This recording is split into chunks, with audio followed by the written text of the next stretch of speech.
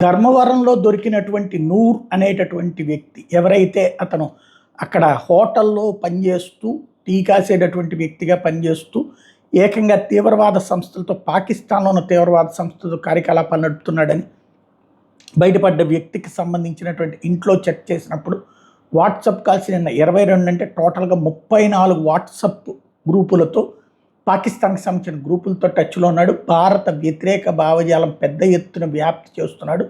భారత వ్యతిరేకులతో చేయి కలిపాడు అని తేలింది. ఇప్పుడు ప్రస్తుతం అతను అరెస్టు, జైలుకి పంపిస్తారు. కాకపోతే కోర్టులు ఏమంటాయో చూడాలి. ఎందుకంటే పాకిస్తాన్ అనుకూల భావజాలం ఉంటే తప్పేంటి అనేటటువంటి స్టేట్మెంట్లు ఉన్నాయి కదా.